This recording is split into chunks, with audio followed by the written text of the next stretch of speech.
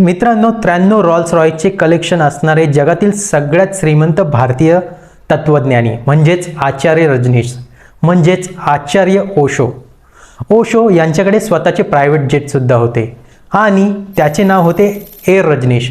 तर मित्रांनो, ओशो यांचे मूळ नाव होते चंद्रमोहन जैन आणि त्यांचा जन्म मध्य प्रदेश येथील रायसेनी नावाच्या जिल्ह्यातील कुचवाडा या गावामध्ये झाला।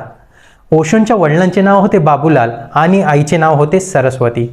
ओशो हे आपल्या वयाच्या 7व्या वर्षापर्यंत आपल्या आजी आजोबांबरोबर राहत होते आणि त्यामुळे त्यांच्या आजीने लहानपणीच त्यांना खूप मोकळीक प्रदान केली होती आणि त्याचा परिणाम त्यांच्या जडणघडणीवर झाला असे ओशो स्वतः म्हणतात। त्यानंतर वयाच्या 7व्या वर्षीच त्यांच्या आजोबांचा मृत्यू झाला आणि ते परत आपल्या आईवडिलांबरोबर राहू लागले।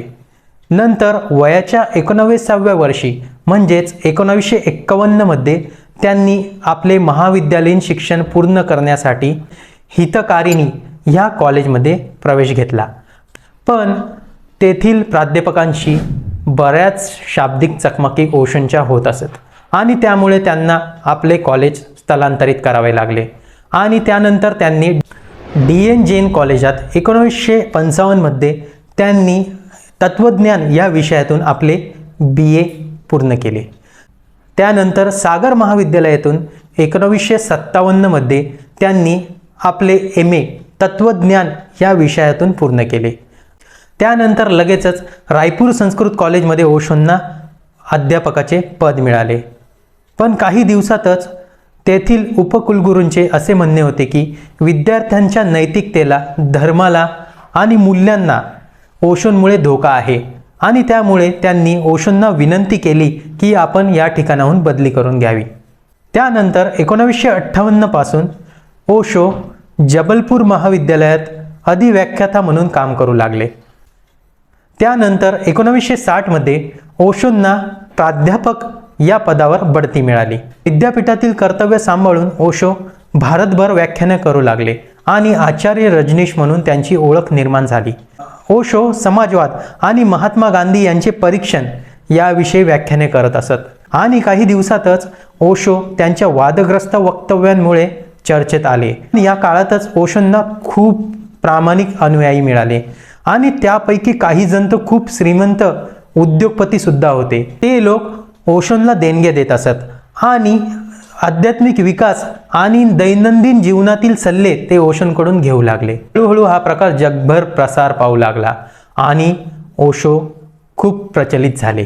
नंतर 1966 मध्ये एका व्याख्यानादरम्यान वादग्रस्त वक्तव्यांमुळे विद्यापीठाच्या विनंतीनुसार ओशोंनी आपल्या नोकरीचा राजीनामा दिला। नंतर 1970 मध्ये ओशोंनी एका शिबिरादरम्यान एक नवीन मेडिटेशनची पद्धत शिकवली, ती म्हणजे डायनॅमिक मेडिटेशन।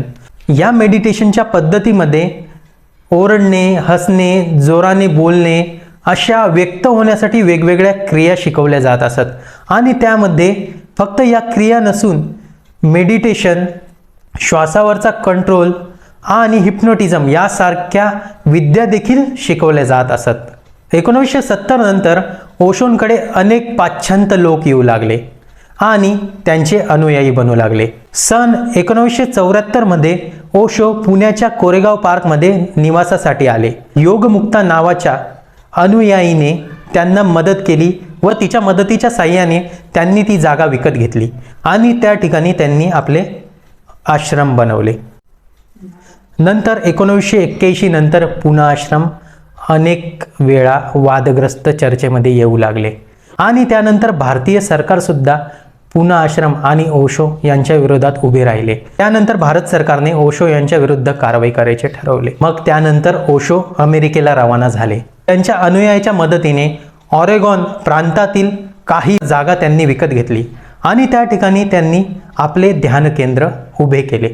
त्या ध्यान केंद्राला किंवा त्या शहराला रजनीशपुरम असे नाव देण्यात आले। रजनीशपुरम हे खूप प्रसिद्ध झाले आणि काही दिवसातच रजनीशपुरम सुद्धा वादग्रस्त ठरले आणि अमेरिकन सरकारने त्या ठिकाणी कारवाई करायचे ठरवले। ओशो जेव्हा भारतामध्ये होते त्यावेळेस त्यांचे अनुयायी खूप मोठे मोठे उद्योगपती आणि बॉलिवूडचे काही स्टार होते जसे की विनोद खन्ना, परवीन बाबी, महेश भट यांसारखी मोठे मोठे स्टारसुद्धा त्यांचे अनुयायी होते. त्यानंतर 1985 मध्ये ओशो भारतात परत आले.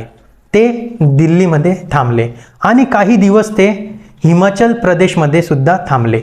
पण त्यांच्याबरोबर आलेले त्यांचे काही सहकारी हे अभारतीय होते आणि त्यांच्याकडे विशेष असे पुरावे नव्हते. त्यामुळे त्यांना त्या ठिकाणी राहण्यास परवानगी देण्यात आली नाही व त्यामुळे ओशो काठमांडूला सुद्धा गेले. पण त्या ठिकाणी सुद्धा त्यांना राहण्यासाठी परवानगी देण्यात आली नाही आणि त्यानंतर अनेक देशांमध्ये ओशो गेले, पण त्यांना तेथे राहण्यासाठी परवानगी काही मिळाली नाही. मग तुम्ही विचार करा, कितीतरी देश ओशोंना घाबरत होते. आणि त्यानंतर काही दिवसांनी ओशो हे आपल्या मायदेशी भारतात परत आले आणि परत पुण्यातील आपल्या आश्रमात राहू लागले. ओशो 1987 मध्ये पुण्यातील आश्रमात परतले आणि त्यांनी आपली प्रकृती सांभाळत परत संध्याकाळची व्याख्याने सुरू केली. काही दिवसातच ओशोंची प्रकृती खालावली आणि त्यांचा 19 जानेवारी 1990 या दिवशी मृत्यू झाला. त्यांच्या मृत्यूनंतर त्यांची रक्षा ही त्यांच्या नावाने बांधलेल्या एका शयनकक्षामध्येच ठेवण्यात आली आणि त्या ठिकाणी लिहिण्यात आले की ओशो हे कधीच जन्माला आले नाही आणि मृत्यूही पावले नाही. त्यांनी फक्त पृथ्वीला एक भेट दिली. तर असे होते आचार्य रजनीश म्हणजेच ओशो.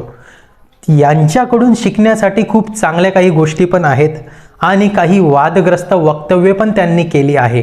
पण त्यांच्याकडून शिकण्यासारख्या बऱ्याच काही चांगल्या गोष्टी त्यांच्या प्रवचनांमधून त्यांनी सांगितल्या आहे.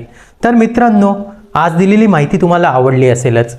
तर अशाच नवीन नवीन माहिती मिळवण्यासाठी तुम्ही आमच्या चॅनलला सबस्क्राईब करा आणि कमेंट करून सांगा की तुम्हाला कोणत्या विषयावर अशीच चांगली आणि छान नवीन माहिती पाहिजे आहे.